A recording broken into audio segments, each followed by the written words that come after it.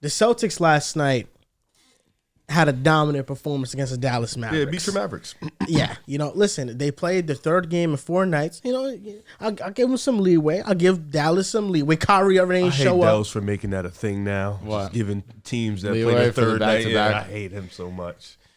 It was a dominant performance, and I feel like at this point in the season, we look at the Celtics, we look at their record, and we know how great they are, but there always is some hesitancy with propping them up and saying, you know what, this is going to be the team that's going to win the championship this year, because maybe there's something about them that you don't fully trust. So with this topic, we're going to try to answer that question and see where we all land on the Celtics.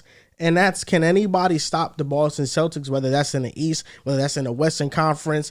Drew, I'll start with you. It's funny that we're doing this topic, the episode that Dells is not here, and I respect that. Generational hate. However, is there a team that can stop the Boston Celtics? If we're going to break it down by conference, there's no team that can stop the Boston Celtics in the East. The only one that's kind of had some kind of competition versus them is the Miami Heat. I think you put that in our group chat. The only one that can stop them, Jimmy Buckets, this, that, and the third. But again, that's a different Heat team. We understand that when they go into the playoffs, they are a different team. And right now, they may not be one of the more aggressive, more confident teams you feel like in the Eastern Conference, but you understand come playoff time, you have to respect them. But right now, it's seeming as if we're looking at the Boston Celtics as the one. If you just want to go based off offense, we're talking about the best offense in the NBA. We're going to go back defense. We're talking about the second best defense in the NBA. Number one in offensive rating by far. One of the better three-point shooting teams. You're looking at a superstar in Jason Tatum. They meet that criteria. They have a superstar. You have one of the best Robins in basketball in Jaylen Brown, who has realized now with Kristaps Porzingis, I can get back to playing elite-level defense. He's also worked on his playmaking a little bit, and they say, oh, he can't go left. Throw that away. The advanced numbers go, and they back him up in that regard too. But Kristaps Porzingis, this is the X factor. If Kristaps Porzingis, you hear this every time somebody talks about the Boston Celtics and their chances of winning an NBA championship. If they're 100% healthy, there is no team that can hang with the Boston Celtics. They are a near perfect roster. They take every box and they check it off. I disagree. I think what don't they do? No, I disagree on if they're 100% healthy, nobody can beat them. I think in the East, 100% Yes, sound. I think correct. there's nobody in the East, unfortunately, that could maybe, like, I'm looking at their losses. I mean, Milwaukee beat them. You can throw that around, but then they lost to Indiana. So they got a lot of trolling L's in this whole 12-loss season. I think Milwaukee, if you're preying on Dame and Giannis to go nuclear, which they can, that would be a series that would give them fits. If you think Miami, because they've been the boogeyman, they've been the thorn in the Celtics side for all these years, but this is just like Drew mentioned, this just feels like a different team. Joe Mazzulla feel like he's got better. Tatum, Brown, they got that they got that post player now down low, a guy who can anchor the rim. Robert Williams was a great defender for them, but the problem with him was he could not produce a good enough offense. He wasn't an offensive player. Now you bring in Porzingis, who's just as good defensively and offensively, just clears him. Now you bring a different dynamic. Then you bring in Drew Holiday, who can still give you that elite defense, doesn't have to do too much on offense. Suddenly he's this elite three-point shooter. Yeah, in the corner. He's getting a lot of looks, Yeah. So and then you got Derek White. So I think in the East, yes, there's nobody in the East that can beat them. In the West, I think I would give them I would say 2 teams. I think Minnesota, you can think about it, but no, I'm not saying them. That's the team that comes first. You're not saying them. No, I'm saying Minnesota. If you watch both of their matchups, it looked fun. It looked exciting. They went toe-to-toe. But I think offensively, they got a lot of work to do. Defensively, I think they do match up well with the Celtics. I think defensively they can give them fits. But I just don't think their offense is consistent enough to keep up with the Celtics. I think if you ask me who can beat them, I think Denver or the Clippers. I think those would be the 2 teams I think that can match up with the Celtics and beat them. Because if you think about for the Clippers, star power, the Clippers got it just like Boston. Offense, the Clippers got it just like Boston. Defensively, the Clippers can get into it just like Boston. They have the coach, they have the star in Kawhi, just like Boston has the star in Tatum. So if you got a team, and the Clippers have been struggling as of late defensively to get it to it, especially in February, so you expect that playoff time is going to come up soon in March, in April for sure. I mean, you guys aren't good, though. You're a playing team. But nonetheless, losing to a playing team is embarrassing. Boston lost to Austin Reeves. And D'Lo. Yeah. Never forget. But yeah, if you're talking about a team that has that type of makeup, that type of team to just go up against the Boston Celtics and beat them, I think Denver also provides, because Porzingis is a great pickup, but it's just no answer for the Joker right now in this league. I do think Jamal Murray, that's a tough series for him because, you got a bunch of 6'6", 6'7" guys who can defend you well. You can't find a mismatch in that lineup. But I'm looking at the Clippers, a team with Harden, Paul George, Kawhi. They can go small. They can go a little bit big. I think they match up pretty well with the Celtics. So I would go with those two teams. JC, do you agree with the Clippers and the Nuggets? I definitely agree with the Clippers and the Nuggets. I do believe the Nuggets have an opportunity to two-peat. As far as the Clippers, I mean, everything you said was spot on. They have the star power, they have the coaching, they have the shot makers, they have the playmakers, they have a solid center who can rebound. They have all the makings of a team that can go all the way and compete with Boston. But in the East, I want to shine some light on maybe one team that could maybe pose a threat. Now, I'm not saying they can beat them because I have Boston winning. I have Boston coming out of the East. But a team that I feel like can give Boston some struggles is the Miami Heat. Miami Heat, they're top 10 defense. They're top 10 in three-point shooting. They're starting to turn it on the last 12 or so odd games. So they have a good opportunity to make it to the 4 seed, have an easier path to, instead of going out the play like last year, they have more scoring surrounding Jimmy Butler.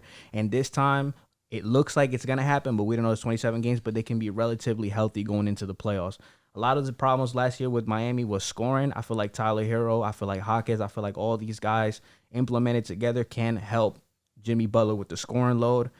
I believe Eric Spoelstra is the best coach in the NBA. I mean, even in the last ECF, even though he almost blew a 3-0 lead, he was coaching circles around Missoula. And then if we just look at history, I mean, Boston, Miami, 7 games. Miami goes to the finals. The year before, 7 games. Boston goes to the finals. Miami, for whatever reason, poses the biggest threat. I do think that the Celtics would win. If I had to give it a prediction, I'd probably say 6 games. But I could see a world where Miami really could upset them. And I mean, I'm just basing off history right now and more improved Miami team offensively. I think that this is the team that can pose the biggest threat to the Celtics. Obviously, what Riv said about Milwaukee is true. The only way Milwaukee has a chance is if Damian Lillard and Giannis go nuclear. But I feel like the supporting cast around them isn't good, and I feel like they aren't a better all-around team than Miami, in my opinion. And I'm a fan of the Celtics and what they've built. Drew. Don't suck your teeth at me. The shit gets old, man. This is how you started off. Every time. The Celtics, from a roster standpoint, is one of the best built rosters in the last 10 years. If I were to rank them, you got the 2017-2019 Warriors to that point. The KD Warriors, we could just classify like that. That's number 1. Number 2, I mean, that I think is a toss-up because you have the 2019 Raptors with Kawhi. You look at that team top to bottom. All of those players eventually ascended into better players than what they were that year in their role. But at the time, Fred VanVleet, bench player, Norman Powell was a role player still. Pascal Siakam was a most improved player, but he wasn't an all-star just yet. Ibaka, Gasol. It's a great team. Is that team better than this current iteration of the Celtics? Deeper, yeah. I could level with you.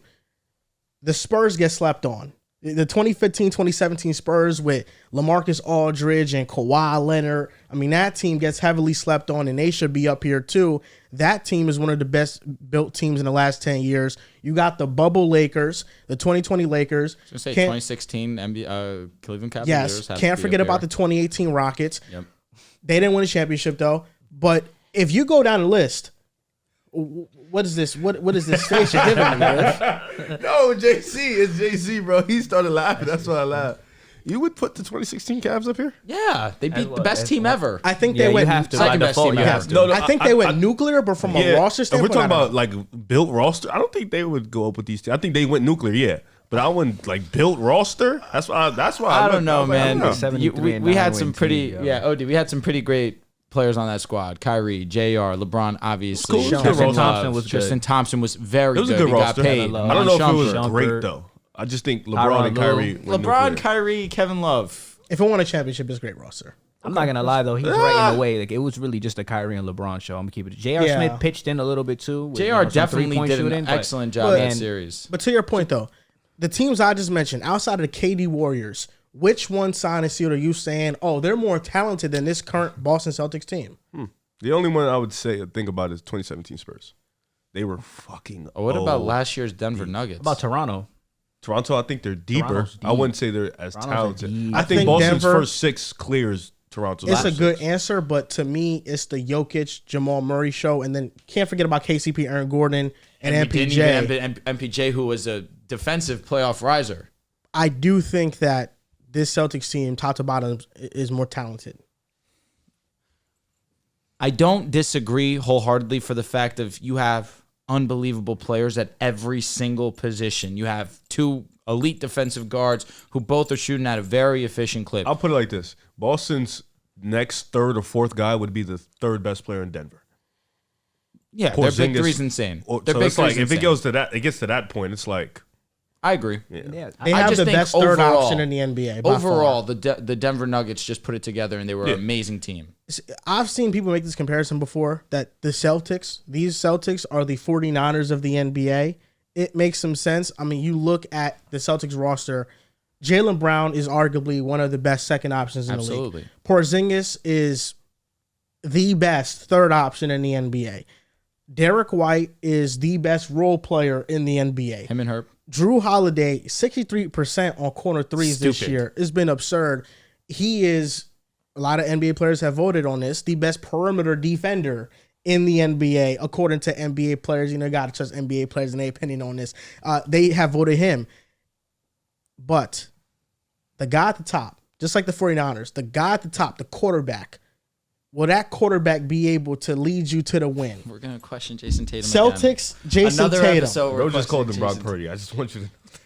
The guy who's been in the playoffs, the guy who's been in the finals, the guy who has multiple 40-point games in the playoffs. That guy that's been in the playoffs and has been in the finals and has in multiple the last 40s. in his last 2 playoff runs in 14 games out of 44 games, he shot under 40% from the field. That's 32% of games in the playoffs. So that means Jason Tatum has a 1/3 chance of having a stinker when he gets into the playoffs. What's his record in those games where you just only looked at the field goal percentage? So a record is I'm an asking. individual thing? I'm asking. It's a team thing. Exactly. So why is it that we just look at Jason Tatum? No, but I'm just saying, I'm not looking at Jason Tatum. I'm just refuting your point. The Well, what real was their answer record? for me, I don't know. I don't know what the top of my head. All I'm saying is this is Jason Tatum's individual performances. Ultimately, Because Jason Tatum got hurt in Game 7 versus the Heat, and they didn't stand a chance. the real answer for can anyone stop the Celtics? The Nuggets out west, you have to respect them because of Nikola Jokic and what they can do. Absolutely. The real answer is themselves. This team is stacked. Drew Holiday, 30.4% from 3 his last 40 games in the playoffs. He hasn't been a good offensive player in the playoffs, his last 2 playoff runs. Jaylen Brown in the ECF shot 16% from 3. Al Horford last year in the playoffs One bad playoff shot series. 29.8% from 3. There are times where these players can get inconsistent. Drew Holiday, we saw that in Many times Milwaukee. in Milwaukee. Al Horford, there are times when you're saying Brown. you're hitting this at a 40% rate in the regular season, and now in the playoffs, you're not shooting well. I already told you. Jason Tatum, 6 games last year, he shot under 40% in the playoffs. He shot under 40% in the playoffs in 8 games on a run to the finals. That has been 14 total playoff games in the last 2 playoffs, 44 games, which is 32% of games. There's a 33% chance, about a 33% chance Tatum shoots under 40% from the field in the playoffs. I'm willing to gamble that. So in first that one, chance. most of them games was probably in the Warriors series. So you're telling me there is a 67% chance that you're getting a great game from Tatum. You're a superstar, I got to get more than that. So forget about 50-50. sorry. There's no 50-50 anymore. You're giving me 67% What do you think Jokic is? chance. Jokic is Okay, we're talking about the best it's a player in the league. 99% hit rate, We're talking about ultimately. the best player in the league. Jason Tatum's not the best player in the But league. Tatum is supposed to be top 10. He's supposed to be one of the best He players in is. the league. He is, right now, you can argue and make a legitimate argument for one of the more inconsistent superstars when he gets into the playoffs. But again, we already have these playoff moments where he has stepped up to the plate and hit home runs.